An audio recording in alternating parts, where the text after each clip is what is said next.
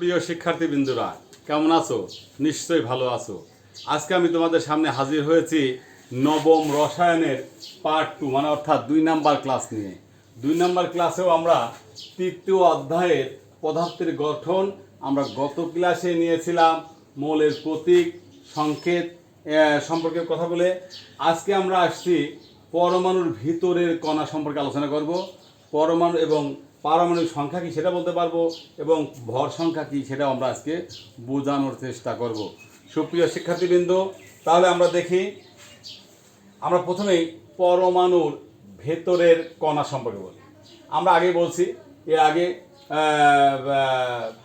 British বিজ্ঞানী John Dalton পরমাণু উনি বলছিলেন পরমাণু বিভাজ্য, তাকে ভাঙা যাবে এবং তাকে ভাঙলে তিনটা পরমাণু পাওয়া যায়, একটা ইলেকট্রন, তিনটা কণিকা পাওয়া যায়, একটা ইলেকট্রন, একটা প্রোটন, একটা নিউট্রন।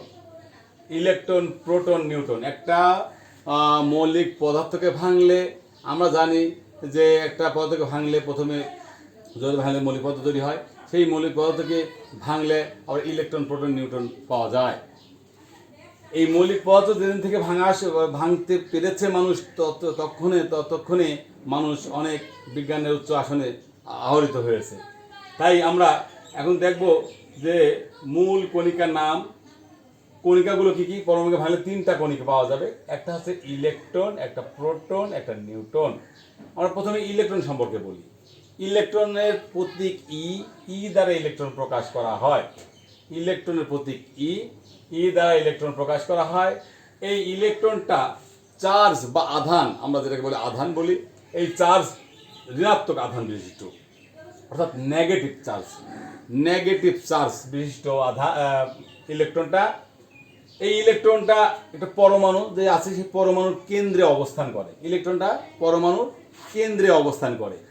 এই ইলেকট্রনের চার্জ কত? তাহলে যেহেতু এটা ঋণাত্মক চার্জ বিশিষ্ট, অর্থাৎ নেগেটিভ চার্জ, ঋণাত্মক আধান বিশিষ্ট, এর চার্জ হচ্ছে -1.60 গুণন 10⁻19 কুলম্ব।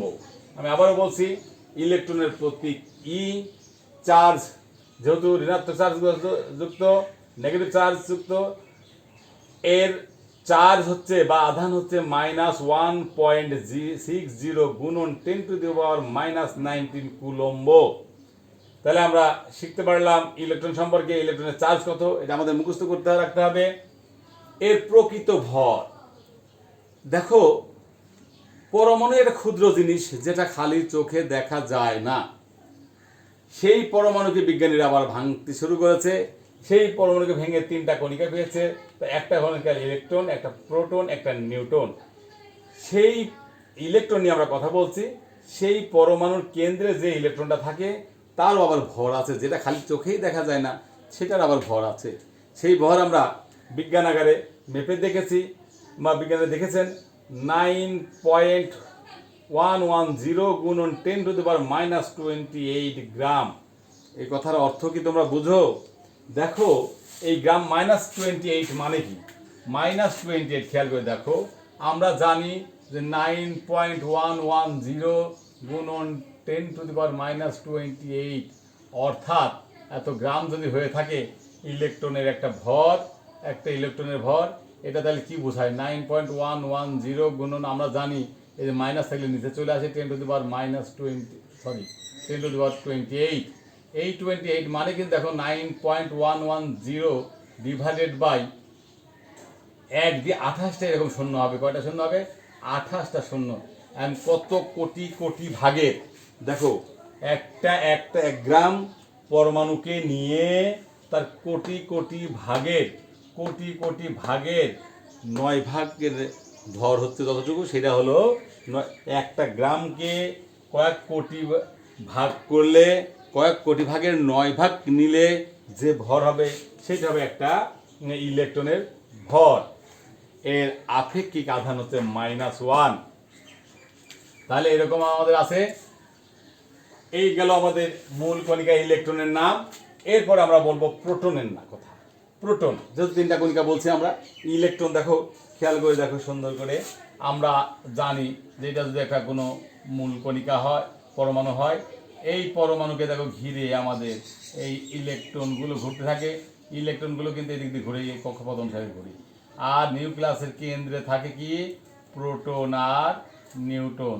প্রোটন আর নিউট্রন থাকে নিউক্লিয়াসের কেন্দ্রে। তাহলে আমরা বলতে পারি সেই প্রোটন নিয়ে আমরা ইলেকট্রন নিয়ে কথা বললাম এতক্ষণ ধরে, যে ইলেকট্রনের প্রতীক হচ্ছে ই, চার্জ যেহেতু ঋণাত্মক চার্জগ্রস্ত সেজন্য তার চার্জ -1.60 গুণন 10⁻⁻19 কুলম্ব। প্রকৃত ভর 9.110 গুণন 10⁻⁻28 গ্রাম। আর আপেক্ষিক আধান হচ্ছে -1। তোমরা আমি একটা জিনিস লিখে নাই, তোমরা সেটা দেখতে পারো যে এর আপেক্ষিক ভরও কিন্তু আছে। এর এই ইলেকট্রনের আপেক্ষিক ভর হচ্ছে 0 ধরা হয়। আপেক্ষিক ভর হচ্ছে 0। আপেক্ষিক ভর, আপেক্ষিক আধান, আপেক্ষিক ভর, এগুলো আপেক্ষিক মানে হচ্ছে তুলনা করা, কিন্তু কোনো একটা মৌলের সাথে তুলনা করা। তাহলে এর আপেক্ষিক আধান আমরা চার্জ আমরা এটাকে বলবো, কিন্তু প্রকৃত চার্জ মানে আপেক্ষিকভাবে তুলনা করতে গেলে আমরা -1 দিয়ে চিন্তা করবো। এরপরে একটা আমাদের প্রোটন। প্রোটনের প্রতীক ছোট হাতের পি। প্রোটনের প্রতীক ছোট হাতের পি। এর চার্জ ধনাত্মক চার্জ যুক্ত। প্রোটন হচ্ছে ধনাত্মক চার্জ যুক্ত এবং এই চার্জ বা আধান 1.60 গুণন 10⁻⁻19 কুলম্ব। এইটা হলো আমাদের একই, কিন্তু এটা হচ্ছে নেগেটিভ আর এটা হচ্ছে পজিটিভ। আর এর ভর, প্রকৃত ভর 1.673 গুণন 10⁻⁻24 গ্রাম। এ কিন্তু তুলনায় একটু বড়। হ্যাঁ, এবং এর আপেক্ষিক আধান হচ্ছে 1 আর আপেক্ষিক ভর কিন্তু আপেক্ষিক ভরও হচ্ছে 1। এরপর আসলো নিউট্রন। নিউট্রন আমরা বলছি যে তিনটা কণিকার মধ্যে প্রোটন এবং নিউট্রন আমাদের কেন্দ্রে থাকে। একটা পরমাণুর কেন্দ্রে থাকে, ইলেকট্রন চারদিক দিয়ে এই নিউক্লিয়াসকে কেন্দ্র করে, এটাকে নাম হচ্ছে নিউক্লিয়াস। নিউক্লিয়াসকে কেন্দ্র করে ঘোরে। তাহলে নিউট্রন ছোট হাতের এন দ্বারা প্রকাশ করা হয়, যার চার্জ কোনো চার্জ নাই, চার্জ নিরপেক্ষ। চার্জ নিরপেক্ষ কিন্তু এর প্রকৃত ভর আছে, কিন্তু এর ভর হচ্ছে 1.675 গুণন 10⁻⁻24 গ্রাম। আর আপেক্ষিক আধান হচ্ছে 0, কিন্তু আপেক্ষিক ভর হচ্ছে 1। এই হলো আমাদের পরমাণুর ভিতরের কণার কথা। পরমাণুর ভিতরের কণার কথা। এরপরে শিক্ষার্থীবৃন্দ আমরা পারমাণবিক সংখ্যা নিয়ে কথা বলব। পারমাণবিক সংখ্যা। পারমাণবিক সংখ্যা কি? পারমাণবিক সংখ্যা হচ্ছে সেই জিনিস যে কোনো মৌলের একটি পরমাণুর নিউক্লিয়াসে উপস্থিত প্রোটন সংখ্যা। একটা পরমাণুর নিউক্লিয়াসের মধ্যে যতগুলি প্রোটন সংখ্যা থাকবে ওই মৌলের পারমাণবিক সংখ্যা তত। কোনো মৌলের একটি পরমাণুর নিউক্লিয়াসে উপস্থিত প্রোটন সংখ্যাকে ওই মৌলের পারমাণবিক সংখ্যা বলা হয়। তাহলে আমাদের প্রোটন সংখ্যা বুঝবো আমরা, একটা পরমাণুর মধ্যে কোন পরমাণুর কেন্দ্রে কয়টা প্রোটন সংখ্যা আছে সেটাই ওই পরমাণুর পারমাণবিক সংখ্যা। যেমন ধরো হিলিয়াম। হিলিয়ামের একটি পরমাণু, হিলিয়ামের একটি পরমাণু, হিলিয়াম যদি আমরা লিখি হিলিয়াম, হিলিয়ামের একটি পরমাণুর মধ্যে প্রোটন আছে দুইটা প্রোটন আছে। সেই জন্য হিলিয়ামের পারমাণবিক সংখ্যা হচ্ছে 2। হিলিয়ামের পারমাণবিক সংখ্যা হচ্ছে 2। একইভাবে যদি আমরা বলি অক্সিজেনের বেলায় বলি, অক্সিজেনের পরমাণু নিউক্লিয়াসে 8টি প্রোটন থাকে। অক্সিজেনের নিউক্লিয়াসে প্রোটন থাকে 8টা প্রোটন থাকার কারণে এই অক্সিজেনের পারমাণবিক সংখ্যা কিন্তু 8। এইভাবে আমরা অন্যান্য পরমাণুর কথা বলতে পারি, পারমাণবিক সংখ্যা বলতে পারি।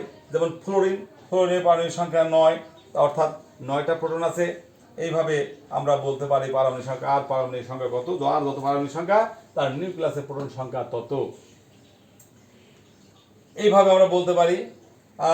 পরমাণু সংখ্যা সাধারণত প্রোটন সংখ্যা বা পারমাণবিক সংখ্যা জেড দ্বারা প্রকাশ করা হয়। প্রোটন সংখ্যা বা পারমাণবিক সংখ্যাকে এই প্রোটনকে আমরা প্রোটন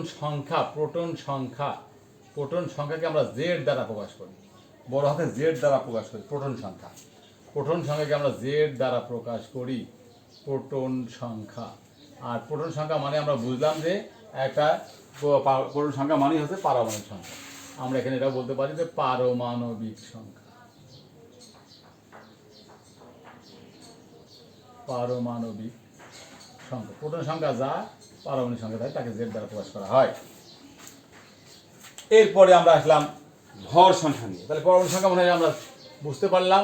পারমাণবিক সংখ্যা আমরা প্রোটন সংখ্যা কেন্দ্রে একটা মৌলের পরমাণুর কেন্দ্রে যতগুলো প্রোটন সংখ্যা থাকবে সেটা তার পারমাণবিক সংখ্যা এবং তাকে জেড দ্বারা প্রকাশ করা হয়। এরপরে আমরা আসলাম ভর সংখ্যা নিয়ে। ভর সংখ্যা, তাহলে ভর সংখ্যাটা কি? আমরা ভর সংখ্যা বলতে পারি কোনো পরমাণুতে উপস্থিত প্রোটন ও নিউট্রন সংখ্যা। দেখো, কোনো পরমাণুতে উপস্থিত প্রোটন এবং নিউট্রন সংখ্যা, প্রোটন এবং নিউট্রন মিলে প্রোটন এবং নিউট্রনের যোগফলকে আমরা বলবো ভর সংখ্যা। ওই মোলের ভর কত হবে, তাহলে প্রোটন কয়টা আছে এবং নিউট্রন কয়টা আছে, এই প্রোটন এবং নিউট্রনের যোগফলটাই হবে আমাদের ভর সংখ্যা। এই ভর সংখ্যাকে আমরা এ দ্বারা প্রকাশ করে থাকি। এই ভর সংখ্যাকে আমরা ভর সংখ্যাকে আমরা এ দ্বারা প্রকাশ করে থাকি, ভর সংখ্যা। তো তাহলে আমরা কি বললাম, প্রোটন সংখ্যা যোগ নিউট্রন সংখ্যা মিলে হচ্ছে ভর সংখ্যা। এটা কিন্তু আমরা বলতে পারি প্রোটন সংখ্যা এবং নিউট্রন সংখ্যার যোগফলটাই হচ্ছে আমাদের ভর সংখ্যা, যাকে আমরা এ দ্বারা প্রকাশ করে থাকি। যেমন আমরা যদি বলি যে কাজেই ভর সংখ্যা থেকে যদি প্রোটন সংখ্যা আবার বিয়োগ করা যায়। দেখো, ভর সংখ্যা থেকে যদি প্রোটন সংখ্যা, যেহেতু প্রোটন আর নিউট্রন মিলে ভর সংখ্যা, তাহলে আমরা যদি ভর সংখ্যা, এই ভর সংখ্যাকে যদি আমরা ভর সংখ্যা ধরো আমরা ভর সংখ্যা যদি আমরা এ দ্বারা প্রকাশ করি, ভরের মধ্যে কী কী আছে, প্রোটন আছে প্লাস নিউট্রন আছে, প্রোটন এবং নিউট্রন, এই প্রোটন এবং নিউট্রন। তাহলে আর আমরা ভর সংখ্যা বা প্রোটনকে আমরা জেড দ্বারা প্রকাশ করি। এখন দেখো, এ হচ্ছে প্রোটন আর নিউট্রন, এর থেকে ভর সংখ্যা আমরা প্রোটন যদি বাদ দিয়ে দিই, তাহলে কিন্তু প্রোটন বাদ দিলে শুধু নিউট্রন থাকে। তাহলে আমরা বলতে পারি আমরা যে নিউট্রন সংখ্যা বাইর করার আবার কিন্তু একটা নিয়ম হচ্ছে যে এর থেকে জেড বিয়োগ করলে আমরা নিউট্রন পেয়ে যেতে পারি। যেমন মনে করো যে সোডিয়ামের ভর সংখ্যা 23, সোডিয়ামের ভর সংখ্যা কত, সোডিয়ামের ভর সংখ্যা 23। সোডিয়াম এর ভর সংখ্যা হচ্ছে জেড, জেডের মান, যেহেতু ভর সংখ্যাকে আমরা এ দ্বারা প্রকাশ করি, এর মান হচ্ছে, এর ভর হচ্ছে 23। তাহলে এর প্রোটন সংখ্যা কত, প্রোটন সংখ্যা কিন্তু জেড, জেড সমান কিন্তু 11। তাহলে আমরা বলতে পারি নিউট্রন সংখ্যা কত, নিউট্রন হচ্ছে এন দ্বারা প্রকাশ করা হয়, নিউট্রন সংখ্যা 23 বিয়োগ 11, যা থাকবে সেটা হচ্ছে আমাদের প্রোটন নিউট্রন সংখ্যা। তাহলে আমরা বুঝতে পারি যে সোডিয়ামের ভর সংখ্যা 23, সোডিয়ামের প্রোটন সংখ্যা বা পারমাণবিক সংখ্যা 11, আর নিউট্রন সংখ্যা হবে 23 থেকে 11 বাদ দিলে 12। তেমনি আমরা দেখো, আমরা সেটাই লিখছি এখানে, হাইড্রোজেন দিছি, প্রোটন সংখ্যা, হাইড্রোজেনের প্রোটন সংখ্যা 1, ভর সংখ্যা 1, ইলেকট্রন সংখ্যাও 1। তাহলে আমরা যদি আমরা বলি নিউট্রন সংখ্যা তাহলে কত, আমরা 1 থেকে 1 বিয়োগ করলে 0 হয়। নিউট্রন সংখ্যা, নিউট্রন নাই, হাইড্রোজেনে কোনো নিউট্রন নাই, শুধু একমাত্র হাইড্রোজেন ছাড়া সব পদার্থের, সব মৌলিক পদার্থে পরমাণুর কেন্দ্রে নিউট্রন থাকে, শুধুমাত্র হাইড্রোজেনে থাকে না। হিলিয়ামে দেখো প্রোটন সংখ্যা 2, ভর সংখ্যা 4, ইলেকট্রন সংখ্যা 2। তাহলে আমরা যদি নিউট্রন সংখ্যা বলি এ মাইনাস জেড, অর্থাৎ এর থেকে বিয়োগ করে 4 থেকে 2 বিয়োগ করলে আমরা কত 2 পাই। তাহলে হিলিয়ামের নিউট্রন সংখ্যা হচ্ছে 2। এইবার আমরা দেখো একটা জিনিস দেখবো, প্রকাশ ভঙ্গিটা কি। প্রকাশ ভঙ্গি আমরা যে কোথাও লেখা থাকে এমন যে,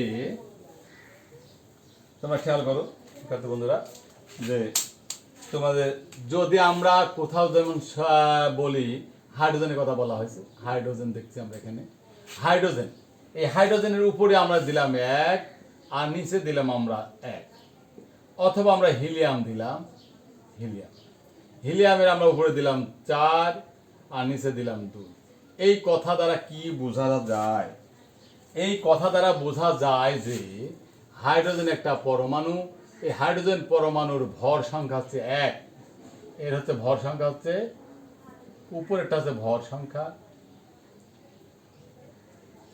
আর এই নিচেরটা হচ্ছে পারমাণবিক সংখ্যা, পারমাণবিক সংখ্যা, অর্থাৎ এটা হচ্ছে এ আর এটা হচ্ছে জেড।